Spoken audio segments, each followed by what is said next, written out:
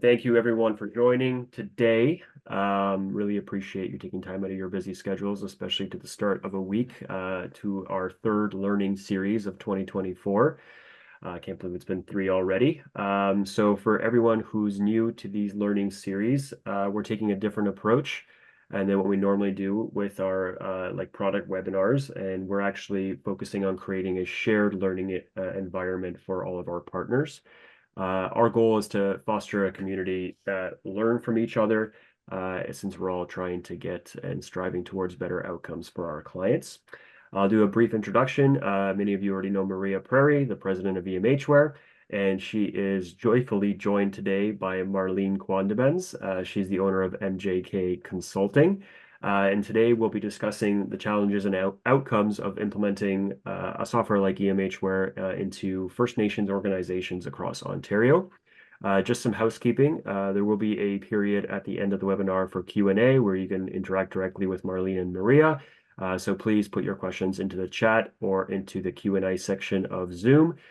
This webinar is also being recorded and will be uploaded to our YouTube channel following today's discussion. So without any further ado, I'll pass it over to Maria and Marlene. Thank you so much, Peter, and welcome, Marlene. I'm so incredibly excited to have this conversation today. I think we're going to have a tough time keeping it within a reasonable time based on our previous conversations about actually this such an important, incredibly important topic. And as just a quick introduction around EMHware, for those of you who are not aware, EMHware is a community-based mental and behavioral health tool. It is a product to enable organizations such as First Nations communities and government-funded agencies and other organizations to be able to track and do care pathing and case management within behavioral and mental health. So, Marlene, very, very excited to have you here today. Why don't you take a couple of minutes and tell us a little bit about yourself? Okay. Well, I started out, I have a tech background. I have a software and hardware tech background. I became a technician during my son's early years, which led me to various job descriptions, many jobs I've held, but I ended up in child and family services, or the Indigenous-led child and family services. So I was in the Sioux area, started with a company. They brought on EMHware for their communities, and then they basically just gave it to me and said, learn the product, go teach the product. And I was like, oh my God. Thankfully, EMHware was so well planned out, enough for me just to grab it, learn it, and develop training for it. And I went out and did 7 communities. Wow. We grew our team to 3 and 4 other trainers, and we supported our communities. And then when it came to reporting, our team was the lead for the reporting for the CFS or the Child and Family Services that we were involved in. And then from there, and once I left that position, I was approached by one of the communities. They took on EMHware as their own product. They implemented it, but they weren't using it to the full capacity. So they brought me in, and while they brought me in to train and update the database, they dropped my name at a conference, and then lo and behold, MJK came about, and here I am.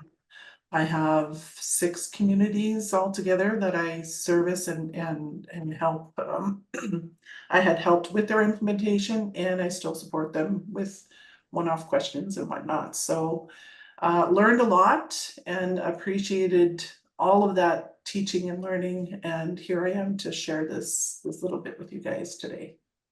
Well, that is incredible. And from the first time we met, what was exciting for me was not just your knowledge of EMHware, but how to use the data and how to use the programs to actually do policy development and process development within the community. But I'm getting ahead of myself, so I know we're going to get there. So I'm going to back out a little bit. And, we talked about some of the typical challenges that you see in First Nations organizations, particularly when it comes to serving communities, right? We deal with lots of different organizations, lots of different cohort of customers or families or individuals that they're servicing. And I would say everybody likes to think they're unique. However, I do think that as we have, spent a lot of time trying to better understand and to be able to provide a heightened level of support into First Nations communities, I think your needs are quite unique compared to, I would say, the majority of the other organizations that we work with. What are those things that you think are unique about the communities that you support, and what is it that makes them unique? Well, first off, implementation, when we get to that, once everything is signed and dotted and we get the go ahead, get the spreadsheet going, you really start to see, okay, do you guys have computers? Do you guys have steady power? Are your laptops on battery backups? And a lot of times those questions are no, no, no, no, no. So guiding the communities to get them up to a level where they can use the product effectively, and always one of the things that I'm always clearly stating to them is you need to be able to access the internet. And some of these communities don't have stable internet, and it's really flooring to me sometimes, because I live in a community that has the ability, and some communities out there are still not, with the times, so to speak. And another piece that I have found is the aging workforce. So a lot of times, it's a lot of like older workers that are taking on these positions because, one, they have acclimated to the type of work. One of the main programs that I installed for is the band rep program, and it aligns itself with the local CFS, or Child and Family Services. So the band rep is a highly like, it's some of the case notes that you read can be very impacting. So a lot of the people that do work in band rep, they're a little bit older. And then the other piece to that, because of that constant barrage of case notes and things that families deal with and workers deal with, I come in at a time where sometimes some of those workers are already burnt out from their programming. So getting them excited about EMHware is, a challenge. Sometimes it is a challenge, and then we go from there. I'll even say one of my communities had one laptop for 3 workers. So infrastructure sometimes is lacking. But because of my history with software and hardware, they never had anyone tell them everyone should have their own laptop or everyone should have their own tablet, so that they can go on site and then take their case notes right in real time if they have to. Right. And, it's interesting because you're starting from a place that's so fundamental that in most cases, an agency, for example, in downtown London, Ontario, they have ready access to the internet. It is common for them, even if they're doing their case notes in paper, it's still common for them to use a computer on a regular basis and have some understanding of how that piece of software might work as a result of that. So, interesting that you have to start from such a fundamental place, because that must just take so much more time as well. Yeah, so after the first, I think, 2 communities, I actually made it a part of my implementation add to the spreadsheet is to check off all these boxes: internet, power, backup, hardware. So once the communities were aware, oh, we got to make some changes, those changes were usually in place by the time I got to them. a little bit Right. tweaking on access, but overall, they're very, they're excited. They're excited to have a product that they can, use. One of the selling points that I really, really appreciate about EMHware is the ability. The other thing is people have been talking a lot about data. Like, well, how do we get access to it? Well, you access it with your roles, and Mhm. a lot of communities are really concerned with their data and its use. Historically, data that was captured could then be used to implement policy that wasn't good for them. So a lot of First Nations, are always like, where does our data sit? And some of that training that I do provide, walks them through. Your case note goes in your computer, goes up into the cloud, which is actually a server farm outside Ottawa somewhere, so I guide them through so they understand that whatever they put in is theirs. And then reassuring, the chief and councils that I work with, reassuring them that data is yours. No one touches it unless they have access to it, if you give access. So no outside agency can access it or use it against you or for you even. So Right. they have to be given a report, basically, that you approve. Well, it's really interesting that that concept of data ownership, and particularly with that subset of customers for us, understanding that process of, oh wow, this is my data. I share the data. I'm the custodian. I share it in the way that makes the most sense, but it's not being used to dictate downward Mm-hmm. from government, other organizations. It's actually something that's mine that I can use to facilitate Yeah. programming and support. And frankly, even going, and we've heard this in other webinars, going and identifying gaps in current service and looking for additional funding and building out that model so that it actually can put more impactful programming in place and to Mm-hmm. make sure that you get those supports. I mean, we've chatted about the internet challenges in the before, that is frustrating. I know that it continues to be a hot topic at the federal level, but that's incredibly frustrating that there are certain parts of our country that doesn't necessarily have ready access Yeah. to the internet and how that might be used. Mm-hmm. Frankly, that's a pretty standard process of what I call on the needs set at the moment. Yeah. Um, Want to switch a little bit to, you talk about something called reverse development. Okay. And it's the first time I've heard it used in that way. But I think so I'd love for you to talk about, what does reverse development mean?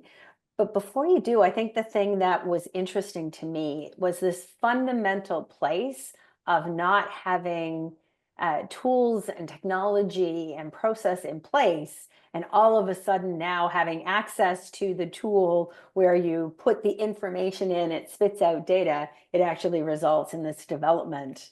But it's almost backward in terms of how to use it. So can you tell us a little bit more about that? Well, one of the programs, so the band rep program that I generally work with is a brand new program. It's not very old. And there was a big push, especially after the pandemic, for communities to implement their own band rep programs. Band rep programs are meant to um, protect the families of First Nations, and they're basically a support for the families and community members that they service. And of course, like, oh, I lost my thought. All good. We were talking So about reverse development. yeah, reverse development, sorry. So because this program is so new, people were asking, well, what's the policy for where's the policies for band rep? And I'm like, we're gonna give you some and you're gonna write your own. So one of the leaders in the band rep program is Garden River First Nation. Their band rep program, there's many band rep programs that are really, really highly evolved, but Garden River was the go-to location for band reps. So when they went and they dropped my name at a conference, we started getting calls, and some of these communities didn't not know what band rep was for. All they knew is that if they were involved with a CFS, then that they should have a band rep. And so then it became, okay, well, we need a policy. How do we develop this? So reverse development actually starts at the front line. The frontline workers are like looking at me, well, is this a procedure? Is this something that we do? Like, so then I have to piece it out. Okay, who's the intake worker? Someone's hand will go up. All right, this is how you're gonna work this piece. You're gonna take the email, you're gonna verify the notification. You are going to send back information that's incorrect until you get correct information. Because one, it's a legislative piece. The band rep is a legislative piece, and we have to hold everyone accountable because it's our families that we're servicing. So then they in turn inform the rest of their team. So those procedures are the procedures that they need to base their policies on. So based on that, the roles are very specific. So when I work with the teams, okay, who should be doing this piece? Who should be doing that piece? Who's going to do the follow-up if all the band reps are busy? So then, you know, piecing out all of these pieces to all the different roles within the band rep program, we're able to develop policy statements. And sometimes it's just someone says one sentence, I record it, someone gives me another sentence, I record it, and then at the end, I just compile it into a very simple policy statement. And then I hand that off to them. And then they in turn take those very bare bones policy statements, and then they hand it off to their writers. And then all of a sudden they have a policy coming back at them. And it's like, that's what you guys did. And I always put it back on the workers. I'm like, yes, I was here to help you with this, but this is your work. This is your program. You guys run it. And this is, you know, this is your statement. This came from you guys. So, you know, be proud and keep working it. It's always going to evolve. It's always going to change. New technology, new procedures, new legislation. So you guys always have to be cognizant of all of those changes that whatever is happening in the world or in the country, I should say. Well, and I think what's so impactful about this is that it's the people doing the work who are actually recognizing and enacting change based on what they're seeing and the needs, not only that they have to be able to work within the community, but the community and what the needs of the community are. And, you know, one of the things that we had talked about is it's the band rep is not always someone who comes with a master's in counseling. It could be someone who has been doing grassroots work at the community level for a long time. And so how can we give them the tools, not just to make their day-to-day easier, which is what I always say, right? Like EMH is just a tool. It's a piece of the puzzle in making sure that the people who need help, impactful help, get it quickly with the highest degree of ease and efficacy, right? So it's the same kind of situation here, but what's a little bit different is this grassroots approach to, you may have, you know, only a couple of individuals, or in some cases just one, who's actually trying to develop this whole program at the same time as they're trying to provide the community supports that they actually need to have in place. And so, you know, really interesting concept that I think in the majority of times you're seeing this grassroots reverse development, as opposed to here's kind of the subset that you start with and then you expand, right? Yeah, for sure. I've even seen that when I was in my prior positions with the CFS, that they drove their policy down to the frontline workers, and the frontline workers, they didn't have the buy-in. They didn't. Right. Like, you know what I mean? It's like, when it's theirs, they work it, right? Uh-huh. So once you put it back in their hands, it's like, oh my God, we can do this. Oh my God, we have an actual policy statement based on what we do. And I'm like, Well, and I think like they're the front lines. They know better, frankly, than a policymaker Yeah, will know because it's what they do day to day. And how do yeah, you free up time for them to be able to do enough of the pieces, yeah, right? for sure. And I think, the technology, not just in terms of data, but in terms of making it easier. And I do want to be clear, this isn't specific to EMHware. This is any type of technology, Oh, yeah. Yep, any type of right? technology, and BandRep is not the only program that uses eMatrix on First Nations.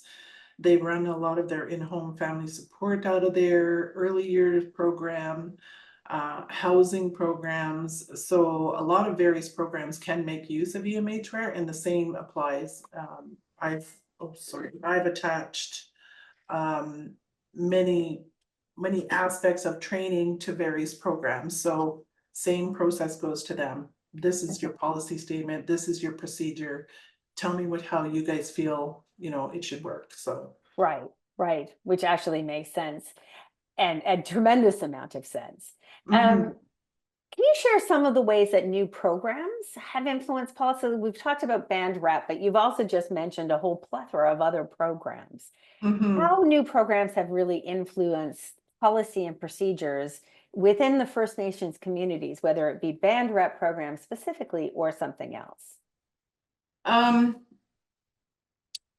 some communities have definitely recognized the relevant. Okay, so one of the things that really impacts a lot of people is they can't get their heads wrapped around, oh, where's my stuff sit? Where's my data sit? Where, like, I type it in and it goes on the web page and it Right. disappeared. So when you log back in, you can access it again. So wrapping their head around that, and storage and the security technologies related to roles and access. Mm-hmm. Once they get that piece, then they're starting to think of other applications that they can use for within the First Nation. We're not the only cloud-based entity, as you well know, Mm-hmm. but getting them used to the idea of cloud-based and not having to rely on pen and paper and looking for lost pens and papers, and Right. just log in, it's right there. Uploading, another big selling point is they don't have to type everything in. And they're like, we can just scan this in. I was like, yeah, if you don't have time, do it.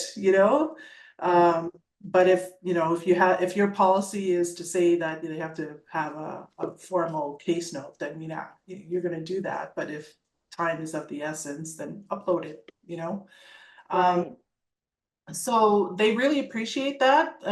Once they get into the flow of working with EMHware, I find that one, I don't hear from them as much because I know that they're using the product. And two, they have time for other activities within their program. So Right. um, going back to Garden River, they're doing a lot of promotion activities now. So, promoting a lot of the programming that BandRep and all the other programs do for their community, they have more time because their EMHware activity is minimal now. I'm not saying not minimal, but the time associated with it, they can get most of their work done. 5 minutes, case note is in, on to the next client, or maybe they save their case notes for the end of the week and they're done all their case notes, and so they can plan appropriately now and do more stuff with their community members. So that's another nice thing about technology, is that once you get used to it, it's a really, really great tool. And I know the communities that have been using EMHware and have implemented and used it, I know that they can't go without it now. So it's, it has become normal for them. Mm-hmm. Yeah, that's what I'm gonna say about that. Well, and I think that's, it's critically important, and certainly one of the things that EMHware does, and I'm sure others do as well, is we really do try to better understand how the tool can be improved so that things are easier, right? Yeah. Privacy is a big thing. I spent a chunk of my career managing uh, clinics, medical clinics, and we were paper-based and went from paper-based to an EHR. And it was painful. But there's nothing worse than a physician saying, where's that test result? You know, the test result came in. You can see that it's been logged, that it's come in, but the result's actually not in the file, right? Mhm. So and this was my whole thing, like the tool, we need a tool. We're antiquated in the way that we're approaching this. Yeah. Um, you know, one of the things that we spent quite a bit of time chatting about was best practices for implementing a tool like EMHware. And we mutually know, because we did have some new customers, that you did have to jump in and support, because for all intensive purposes, it looked okay from our end. But the truth of the matter was that it actually wasn't implemented on the ground. And so the value that they were hoping to see from it, they weren't getting. So what are some of those best practices as you look about implementing a tool like an EMHware? Yeah. So going back and going through their technology, so whether they have the right um, desktop or laptop, or asking them their process. Like when you go out to visit a client, when do you do your case note? Do you do it right after in the car? So maybe you need a tablet, like kind of like inventorying or critiquing their processes kind of to fine tune them. Um, One of the things that kind of blew my mind was, again, going back to not having a stable internet access. People would get on, and then their internet would go down, and then EMHware would crash. So they got frustrated. They got really frustrated, and I didn't know about that piece. And so when I asked the manager, yeah, what's going on? How come you guys are not using it? And they're like, well, in town, so a lot of organizations will have an urban access point for urban families, and then they'll have their in community access point for the workers that live on the community. So two offices, and I always was attending the urban office, Ah, not paying attention to the in community, and then realizing, you guys don't have stable internet. And they were like, yeah, no, we've never had. So making a hardware recommendation, I'm not gonna say that, I'm not gonna say the service, it's one that I use. But making a hardware recommendation, and then having, battery backups. Just having those two pieces added, and right. the workers were able to, oh, I can actually stay online and do the training now because it doesn't kick me off. And I'm like, yay. And then the other thing, having one-on-one access. Oh my God. Going back to the aging workforce, yes, a lot of times we go to conferences and we go to training, it's in a classroom environment. And a lot of times people are not, they're too, I don't know, fearful or scared, or don't have enough confidence in speaking out.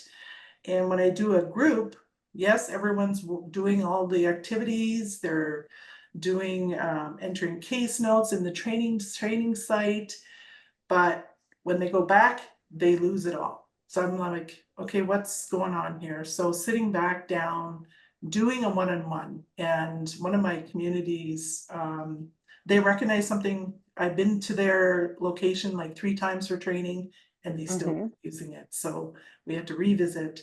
And it was just basically giving them the confidence, sitting down and watching them do it, and coaching them. It's like, yes, you're doing it. That's how it's meant to be. This is how the manager is explaining it, giving them the confidence, making sure that the language is clear is another best practice in developing materials for them. Some people like the lengthy explanations. Some people just want to list, do this, do this, do this. and that's how they work it, right? So one-on-ones really clarified a lot of that for me. And I Mhm. was able to tailor individual training, kind of mini training plans for everyone. And once I did that, now they're using it. So, you know, being cognizant of the challenges personally, like with individuals, and then as a team, and then as an organization, and then as a community, like recognizing all of those challenges definitely is a strategy that I incorporate. Um, Wow. uh, Go ahead. so yeah, and then another thing, especially with the band rep program, not so much with the resulting programs from the band rep program, but mental check-ins. A lot of times, you know, when you sit with someone on a one-on-one, they're just they're not there. They're not there. A couple times I've had a couple individuals like, why do I have to do this? And it's like, ooh, we need to have a conversation. Like, is something going on? Like you know, and then it just comes out that they're they're just overburdened with their Uh-huh. job because yes, we create these programs and we throw people into them, but they don't monitor all aspects. So your physical, mental, spiritual. They don't monitor the whole, what I call the wheel, the medicine wheel, and Mhm. keeping that balance between all aspects. And sometimes I come across someone who's could could be, you know, negative. And after speaking with them, you know, and I have that conversation, you need to have a conversation with your supervisor and your manager. Um, maybe this isn't, you have to be frank with them and say, you know, maybe this isn't the position, but if you need help, reach out. There's so much help out there, you know. The same help that you're providing to families is available to you. And then it's like, oh my God. It's like, oh my God. Then they come back the next session. And it's like, you know what, Marlene, you were right. I had to go and talk with somebody and now I'm here and I want to do my job. So let's get training. So like, okay. So, it's interesting because you really touched on two important things. At the beginning of the conversation, you spoke about many cases, the individuals that are going to actually start to use this product are already burnt out. And Mhm. the trauma that they see in the community and that they're supporting others through takes a toll on them individually. So learning a new technology, particularly when it's not, you didn't grow up with technology, Yeah. like and it's supposed to just work, but your internet's going down, and so it's not just working for you. Those things become really overwhelming. And we know there's lots of research around change management. In the best of times, all things are great. There's still a significant impact of introducing something new into someone's day to day.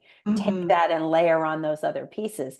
So, going back to that fundamental grassroots approach, it's not a one size fits all. It's not No. everybody is in the same place.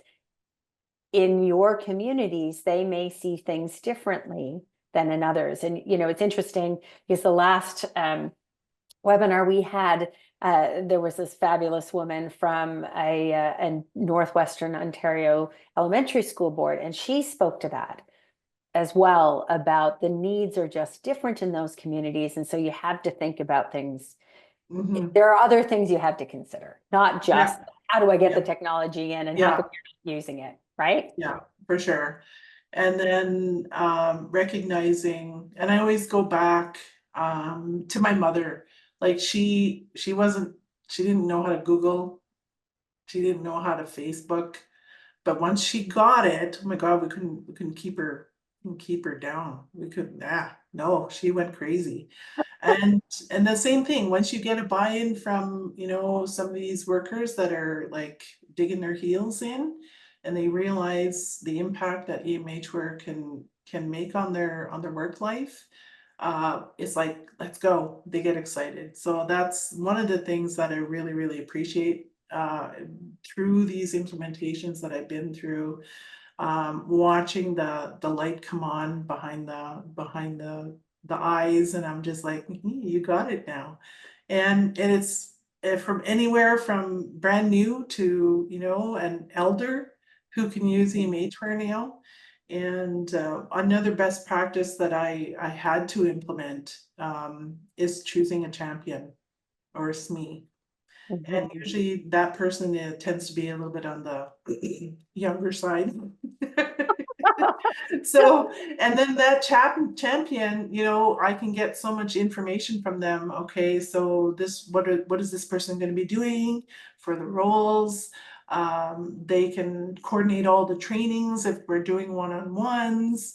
And then they handle all the support questions after. If it's a simple one that they can email me and I can give a one answer, then I'll do that. But using the support at emhware.com, that's your greatest tool.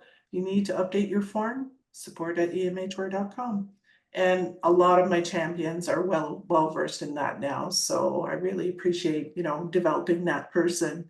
Even though I'm implementing software, I'm developing the experts too at the same time. Right. And I think, that's why the service that you provide is so paramount, right? Because it's actually, you understand the communities, you have worked in this capacity in the past. Mhm. And so, you bring all of that to the table with those organizations to make sure that you're actually going through your checklist, which frankly may be different for someone who hasn't had lived experience with that particular situation. So Yeah, I think that's yeah, really important. yeah. Um, I'm just looking at time. So I'm going to ask one Oh my technical God. question and then we'll wrap and take some questions. Okay. I knew we It would gets away from us. I don't know, like I get excited about it and then I think of everything and I'm like, I want to talk about everything. Yeah, ask I your know, question. I totally agree. We talked about the importance of adaptability. Adaptability in across all contexts, right? How Mhm, you approach implementation, how you train, how you develop policy and support the front line in developing that reverse development of mhm, policy and procedure mhm. concept. But how is you talk about adaptability on the fly and the value that EMHware brings in your opinion, based on its adaptability. Do you want to expand a little bit on that? Well, for one, I know that it hasn't happened yet, but when the housing piece came to the forefront, you know, we implemented for BAN-RAP, and then they saw the selling sheet there and it has housing on it, and they're like, what? We can do that too. And I'm like, yeah, you can do this, you can do this. Um, we can tailor the drop downs for what you guys need. We can add in the forms that you guys want. What kind of data do you guys want to capture? I always ask the question for your reporting, what are the line items that you guys have to report on? If I can take that and make sure that it's included in a form somewhere, or if it's already in EMHware, map it so that we can create a proper report even. I do know that with my time with the CFS, we developed, I think it was the Family Connection Report. That was one that was developed in that capacity, so it's still there. Still So there and used. I know it's used, so that piece right there, like, I always explain EMHware was built on a certain platform. But the nice thing about EMHware is that we can use it for whatever program that you want to use it for. There are some limitations, like financial limitations, that we can tackle with a form, but at the same time, this is mainly case management, but case management in whatever capacity And we can tailor it context. to. So adapting on the fly. When I go into communities, they'll ask, okay, can we have this on drop down, support@emhware.com, or if it's an activity that I can upload, I do it right away. show the champion how to do it, and then they can take on that task for themselves. See, here Well, I'm getting so all excited again. I know.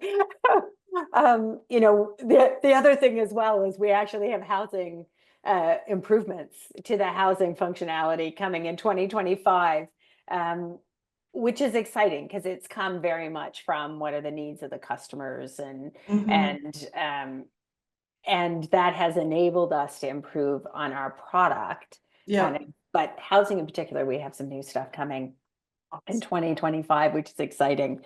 Um, One last question, Okay. and this is a doozy. So there we go. I'll preface it by saying that, you know, you've done a tremendous amount of work in this specific area in EMHware, but as well across a number of First Nations communities. For you, what has been the most rewarding aspect of that? Um, Again, when I go back to training and implementation and showing them the product, and then going back maybe after a month, I usually do a month check-in after implementation. We review processes and update, what do you guys want more training on, or is there anything else? What do you want to practice on? We can just jump into the training site. And then they take it on. They develop this, well, I don't know how to do this. How can we do this in EMHware? And I said, of course we can do it in EMHware. Tailoring their training for their needs and their thought process. Not everyone thinks the same, not everyone trains the same, and taking the time and creating that relationship, creating the buy-in. And then once they have it and they're comfy with it and they're happy with it, and they go, and I'm like, oh, awesome, I did it, I did the job. Um, it just helps having, a really awesome product, but it also helps having a good relationship, Mhm. EMH where, when Garden River dropped my name and I approached EMH where they were like, of course. So I'm like, okay, let's go. And then away we went, and implementation and just everything. I'm just so appreciative of the whole entire process, but definitely seeing some of the reporting that is now coming out of some of the First Nations, they're getting it now. So when the managers are like, wow, it took a little bit, but once we tweaked everything, now we got some numbers that are coming out. Now we can justify expansions or, asks for the program. So that's another nice piece to it.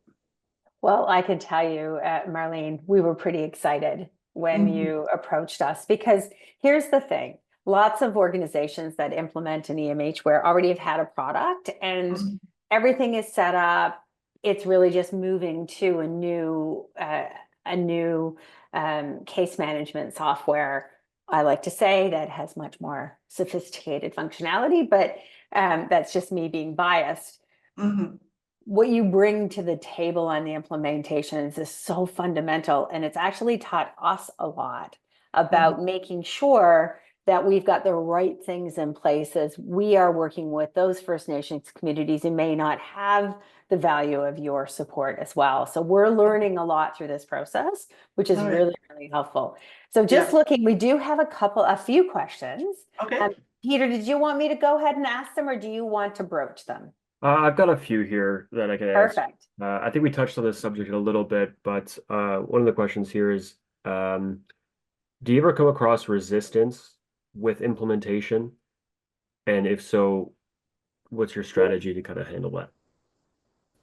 Okay.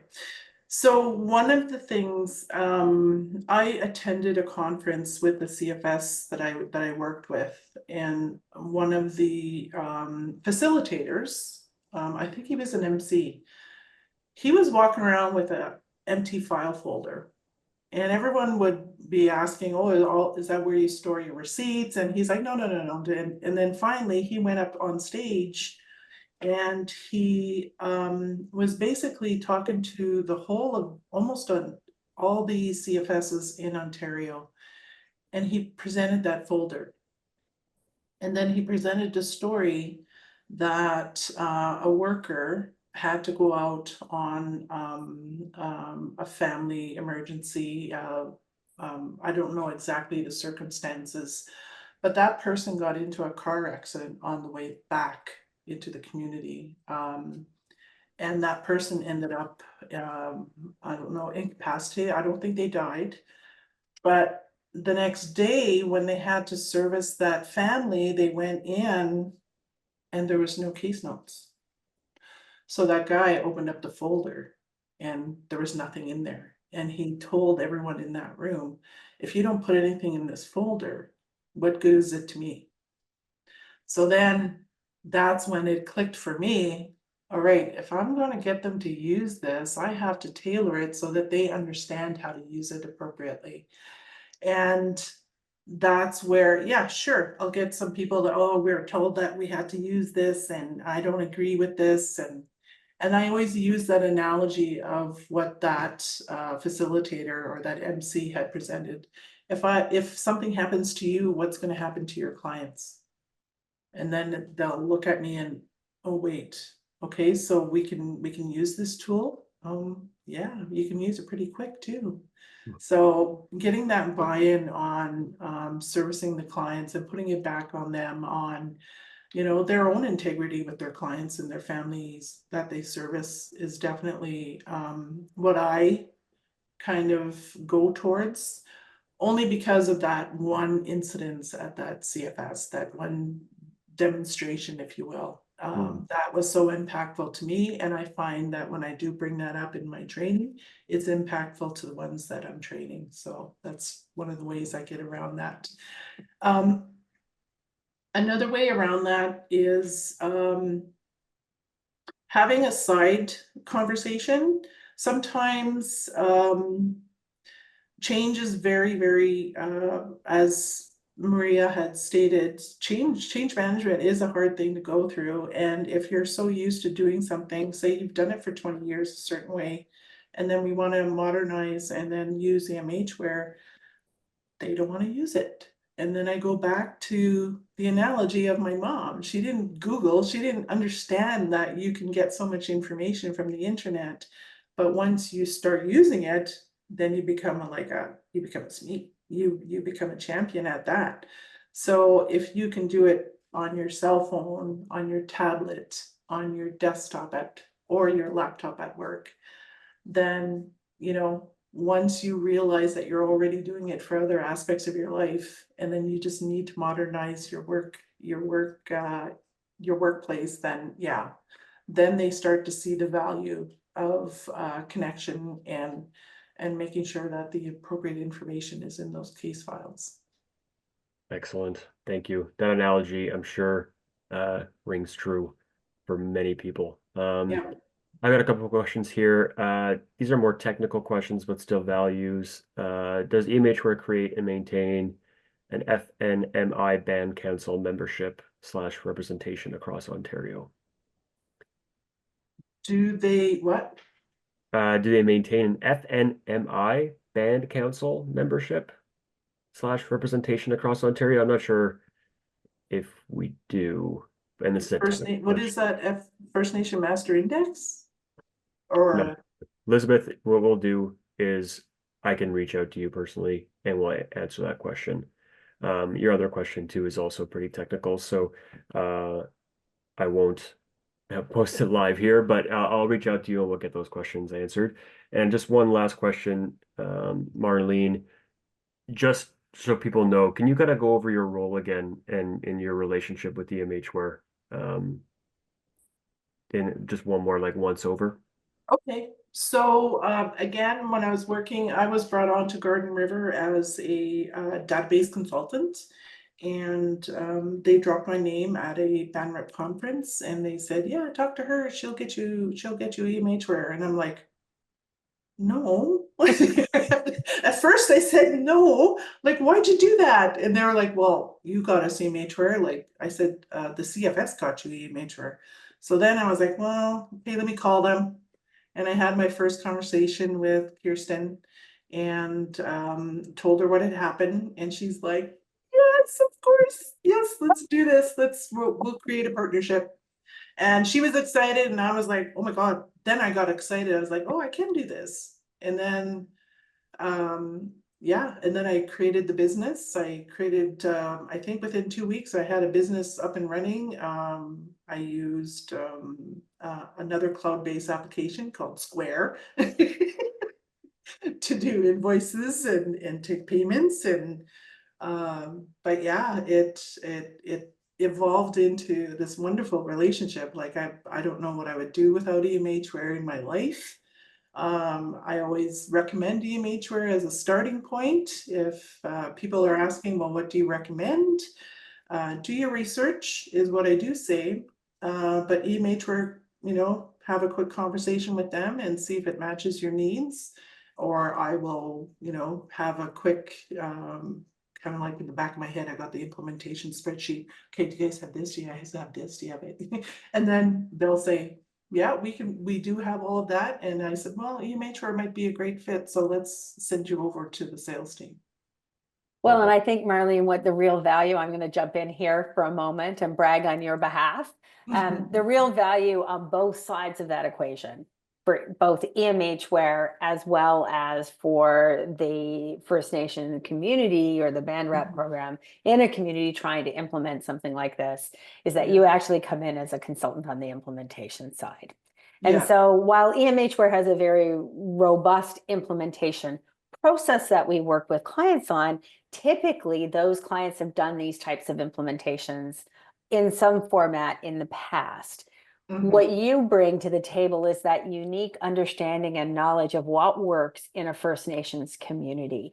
And so it means that there's a much more successful implementation on the ground by having your support. And again, as I had said earlier, we're learning more and more as we go through this, but we also have partnered in a couple of cases where, we did our implementation in the normal way that we would. Things seem to be swimmingly fine. And then we find out 6 or 8 weeks later that they're not using the product. And so, what you bring to the table is that bridging to make sure that it actually happens. Yeah. And that's the value on the First Nation side, right? We bought the product. Why aren't we using it? So it's big. It's a huge question for managerial types to kind of go through. It's like, okay, what happened? Where did we fail? And then I'll come in and I'll reassess, like, what did I do? What didn't we do? And we'll tackle it and go forward. Absolutely. Peter, I think we have one last question. Wow, we could keep going, but I know this is like boop, gone. And I'm looking at my list of questions and I'm like, we're gonna touching on half of them. I know. We knew we would be here. Peter, did you want to jump into the last question? Sure. Can you give us an example of some reports that help to reinforce the value to the frontline workers other than case notes? Okay. So one of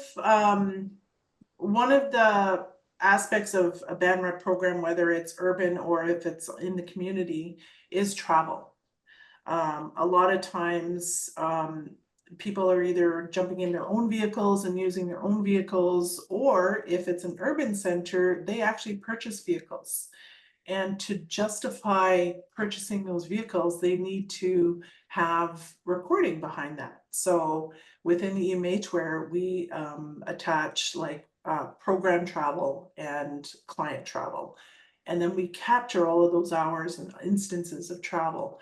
And distance is another aspect. One of the things that one of my communities does is they visit all of their clients, even if they're off reserve or in another province, twice a year. So that alone is a really huge driver for securing more vehicles or more travel funds for their teams to adequately